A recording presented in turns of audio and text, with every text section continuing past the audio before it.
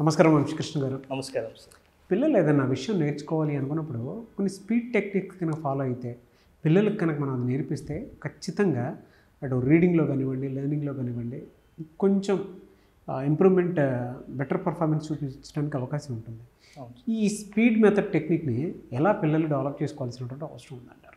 Mukunda jewellers తెలంగాణలో మొట్టమొదటి factory outlet మన కొత్తపేటలో ఫిబ్రవరి 14న గొప్ప శుభారంభం. ఈ మధ్య కాలంలో ప్రతి ఒక్కరికి కూడా సార్ అంటే ఈ స్పీడ్ రీడింగ్ టెక్నిక్స్ అనేది ప్రతి ఒక్కరికి కూడా అవసరం అనమాట.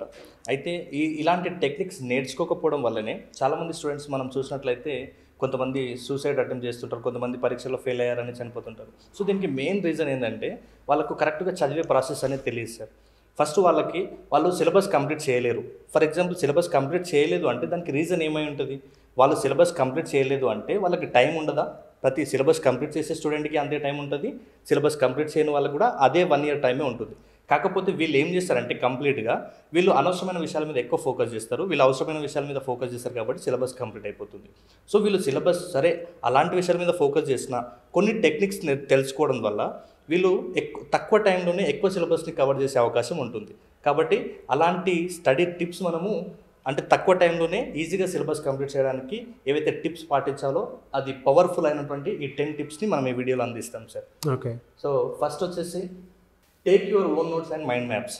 ప్రతి ఒక్కరు అంటే చదివే టైంలో వాళ్ళ యొక్క సెల్ఫ్ నోట్స్ అనేది తీసుకోవాలి సార్. ఏదైనా సబ్జెక్ట్ వాళ్ళు చదువుతున్నప్పుడు ఆ సబ్జెక్టు పట్ల వాళ్ళకి పట్టు సాధించాలనుకున్నప్పుడు వాళ్ళు ఏదైతే చదువుతున్నారో దానికి సెల్ఫ్ నోట్స్ అనేది చాలా ఇంపార్టెంట్. ఎందుకంటే టెక్స్ట్ బుక్లో ఉన్నది లేదంటే స్కూల్ ఆర్ కాలేజ్లో సార్ వాళ్ళు చెప్పే ఆ సిచ్యువేషన్కి మనం అర్థం చేసుకునే సిచ్యువేషన్కి కొంత తేడా ఉంటుందన్నమాట.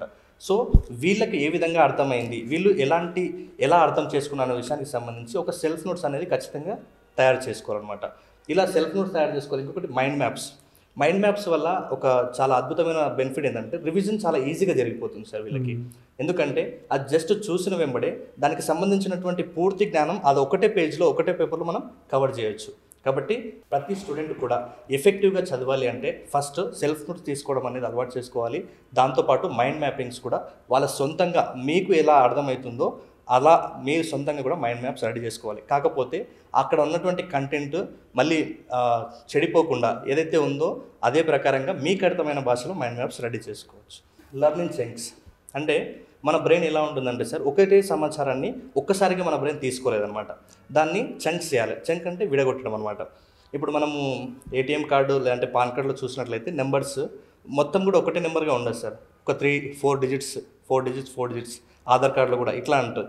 అంటే ప్రతి కార్డులో కూడా ఎందుకు అట్లా చేస్తారంటే మనం ఆ నెంబర్ను ఈజీగా గుర్తుపెట్టుకోవాలంటే చంక్స్గా చేయాలన్నమాట.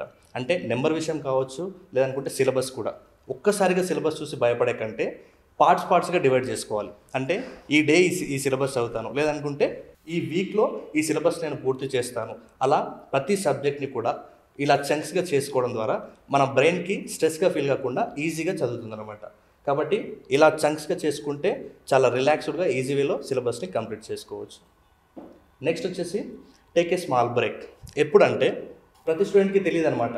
మేము 3 గంటలు చదువుతాం, 4 గంటలు చదువుతాం, ఎన్ని గంటలు చదివింది అన్నది ఇంపార్టెంట్ కాదు, చదివేది పర్ఫెక్ట్గా చదువుతున్నామా లేదన్నది ఇంపార్టెంట్. అయితే అప్పట్లో టెస్ట్ మ్యాచ్లు 3 days జరిగేది, వన్ డే జరిగేది, 20 మ్యాచెస్ జరుగుతుంది. కాకపోతే జనాలు ఎక్కువగా వేటిని ఫోకస్ చేస్తారంటే 20 మ్యాచెస్ని ఫోకస్ చేస్తారు. ఎందుకంటే అది తక్కువ టైంలో అద్భుతమైన రిజల్ట్ ఉంటుంది కాబట్టి.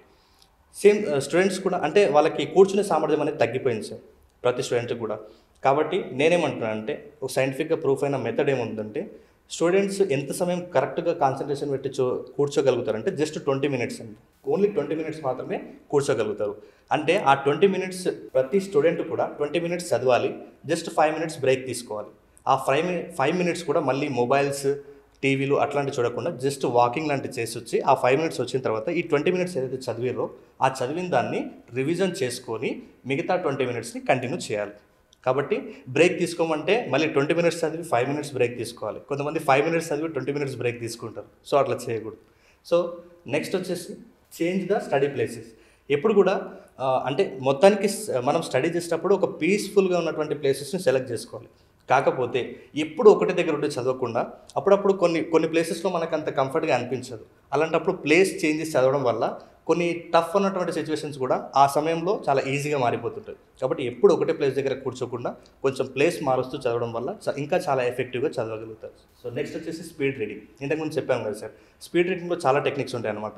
పాయింటర్ టెక్నిక్ ఉంటుంది, ఫింగర్ టెక్నిక్ ఉంటుంది, నెక్స్ట్ ఐస్ టెక్నిక్స్ ఉంటుంది. సో ఇలా చాలా స్పీడ్ రీడింగ్ టెక్నిక్స్ ఉంటాయి.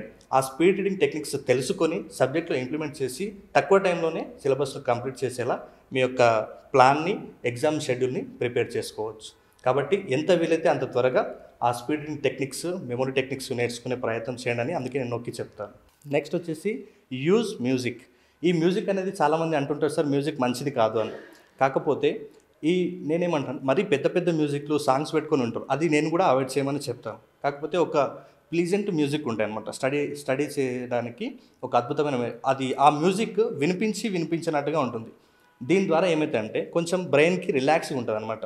కొత్త ఆలోచనలు వస్తుంటాయి, కొత్త ఇంప్లిమెంటేషన్ చేసే ఆలోచనలు స్టూడెంట్స్ తీసుకురాగలుగుతారు. కాబట్టి చదివేటప్పుడు మ్యూజిక్ని కూడా యాడ్ చేసుకొని చదవండి. కానీ పెద్ద సౌండ్స్ కాదు, చాలా చిన్న సౌండ్స్ వినిపించినట్టుగా ఉండేటటువంటి సౌండ్స్కి ప్రాముఖ్యత ఇవ్వండి. సో నెక్స్ట్ వచ్చేసి డ్రింక్ వాటర్. చాలామందికి తెలియదు అనమాట. మన బ్రెయిన్ తక్కువ టైంలోనే ఎందుకు కలిసిపోతుందంటే మన బాడీకి సరైన వాటర్ అందకపోతే మనకు అలసట అనేది వస్తుంటుంది సార్. కాబట్టి చదివేటప్పుడు చాలా ఎక్కువ టైం మనము కూర్చొని చదవాలి అనుకున్నప్పుడు ఖచ్చితంగా మనం ఎక్కువసార్లు వాటర్ తీసుకుంటుండాలి. కొంతమందికి అలవాటు ఉండదు. అలాంటి వాళ్ళు ఏం చేయాలంటే ఒక బాటిల్లో వాటర్ తీసుకొని చదివేటప్పుడు ఏదైతే మనం 20 minutes చదివి 5 minutes బ్రేక్ అన్నాను కదా, ఆ 5 minutes బ్రేక్లో జస్ట్ సిప్ చేస్తున్నట్లు తాగితే కూడా చాలా స్ట్రెంగ్త్ ఉంటుంది. మన బ్రెయిన్ యాక్టివ్గా పనిచేయడానికి ఇది ఒక టూల్ లాగా యూజ్ అవుతుంది సార్. సో నెక్స్ట్ వచ్చేసి యూజ్ మెమరీ టెక్నిక్స్. నేను చెప్పాను కదా ఇంతకుముందు, స్పీడ్ రీడింగ్తో పాటు మెమరీ టెక్నిక్స్ నేర్చుకోవాలి. ఎందుకంటే చాలామంది చదువుతున్నారు కానీ ఒక రైట్ ప్రాసెస్ ఏంటో తెలియదు. సో అందరూ చదవండి అంటారు, కానీ చదవడానికి కూడా ఒక మెథడ్ ఉంది. అందరూ బట్టి చదువుతున్నారు. ఇప్పుడు ఏదైతే తెలుసో మేము బాగానే చదువుకుంటున్నాంలే అని అనుకుంటున్నారో అది ఒక బట్టి విధానం. బట్టి విధానంలో జస్ట్ 5 to 6 కంటెంట్స్ మాత్రమే నేర్చుకోవచ్చు. ఈ బట్టి విధానం నేర్చుకునేటివి ఫార్ములాస్, ఈక్వేషన్స్, కొటేషన్స్ ఇలాంటివి మాత్రమే బట్టి విధానానికి వర్కౌట్ అవుతుంది. కానీ ఒక లాంగ్ ఆన్సర్ నేర్చుకోవాలంటే, ఒక నెంబర్స్ గురించి నేర్చుకోవాలనుకుంటే, తక్కువ టైంలో ఎక్కువ సిలబస్ నేర్చుకోవాలనుకుంటే ఖచ్చితంగా మెమరీ టెక్నిక్స్ నేర్చుకోవాల్సిందే. కాబట్టి నేను మళ్ళీ కూడా చెప్తున్నాను, ఈ మెమరీ టెక్నిక్స్ నేర్చుకోవడం ద్వారా మీకు అతి పెద్ద బర్డెన్లా అనిపించే స్టడీస్ చాలా ఈజీగా అయిపోతుంది. Teach your friends. ఎందుకంటే ప్రతి ఒక్కరు కూడా వాళ్ళంతటా వాళ్ళు చదువుకుంటారు, కానీ వాళ్ళకు వచ్చిందా రాలేదనేది క్లారిటీ ఉండదు. మనం ఎంతవరకు చదివామో, మనము ఎగ్జామ్లో ఎంత 100% ఇస్తామా లేదా అని మనకి ఎప్పుడు తెలుస్తుందంటే, మన తోటి మిత్రులకు మనం ఏదైతే నేర్చుకున్నామో ఆ విషయం వాళ్ళకి చెప్పినప్పుడే మనకు కూడా క్లారిటీ వస్తుంది, వాళ్ళకు చెప్పిన హ్యాపీనెస్ కూడా వాళ్ళకు ఉంటుంది.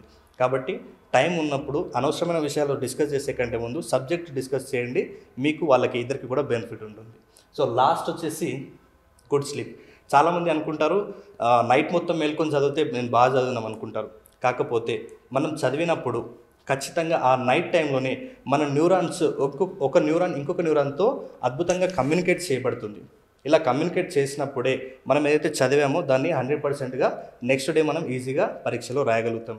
కాబట్టి ఎక్కువ సమయం మేల్కొని చదవడం కరెక్ట్ కాదు. ఇంకొకటి ఎగ్జామ్ టైంలో ఇది అసలే కరెక్ట్ కాదు. కాబట్టి ఇప్పుడు చదివినా కూడా వర్కౌట్ అవ్వదని చెప్తాను నేను. కాకపోతే మీరు ఏదైతే చదివారో అది ఎక్కువ కాలం గుర్తుండాలంటే మంచి నిద్ర, మంచి ఆహారం అనేది చాలా చాలా ముఖ్యం. Anyways thank you so much Vamshikrishna గారు. అయితే చాలామంది కోర్సెస్ అడుగుతూ ఉన్నారు మెమరీ టెక్నిక్స్ మీద, పిల్లలకు కానివ్వండి, పెద్దవాళ్ళకి కానివ్వండి. సో దానికి స్పెషల్గా కోర్సెస్ మీ దగ్గర ఏమైనా ఉన్నాయా? అండ్ పర్సనల్ అపాయింట్మెంట్ కూడా తీసుకోవచ్చా? ఎస్ సార్, పర్సనల్ అపాయింట్మెంట్ కూడా తీసుకోవచ్చు. నెక్స్ట్ వచ్చేసి మనం ఈ మధ్య కాలంలోనే మెమరీ కోడ్స్ అని, బేసిక్ మెమరీ కోడ్స్ అనేది రికార్డెడ్ కూడా ఇస్తున్నాం అనమాట.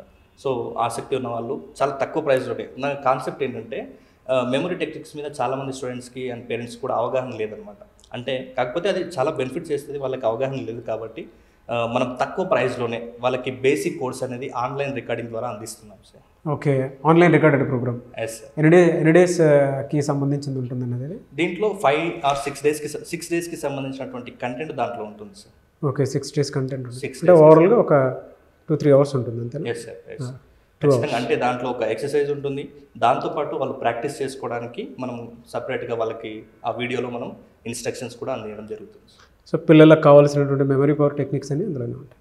అందిస్తాం సార్. దాంట్లో బేసిక్ కోర్సులో చాలా అద్భుతంగా ఉంటుంది starting. Very good sir. Anyways thank you so much Vamshikrishna గారు, and I wish you all the best. Thank you sir. So చూశారు కదండి వీడియో. ఈ వీడియోపై మీ అభిప్రాయాన్ని కమెంట్ బాక్స్లో పోస్ట్ చేయండి. అండ్ వంశీకృష్ణ గారు పిల్లల్ని పేరెంట్స్ని ఉద్దేశించి every week free demo class ఒకటి కండక్ట్ చేస్తూ ఉంటారు.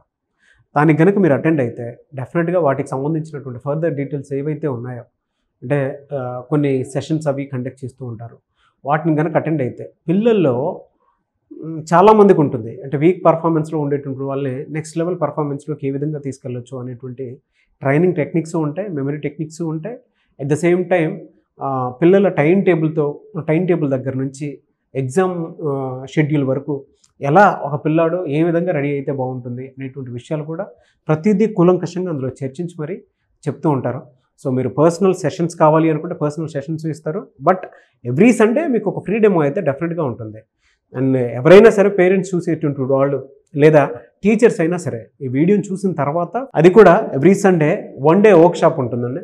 ఆ 1 డే వర్క్ షాప్ని బట్టే మీకు ఒక క్లారిటీ అనేది డెఫినెట్గా వస్తుంది. సో ఎవ్రీ సండే ఉంటుంది, అది కూడా 1 డే వర్క్ షాపే ఉంటుంది, ఫ్రీ డెమో ఉంటుంది. కాబట్టి ఆసక్తి కలిగిన వారు ఎవరైనా సరే స్క్రీన్ మీద కనిపిస్తున్న నెంబర్కి కాల్ ఆర్ మెసేజ్ వాట్సాప్ చేసి వెంటనే ఎన్రోల్ చేసుకోండి. అండ్ ఈ వీడియో లైక్ చేయండి, షేర్ మాత్రం తప్పకుండా చేయండి. ఇలాంటి మరిన్ని వీడియోస్ కోసం మా ఛానల్ ఫాలో అవ్వండి. Thank you.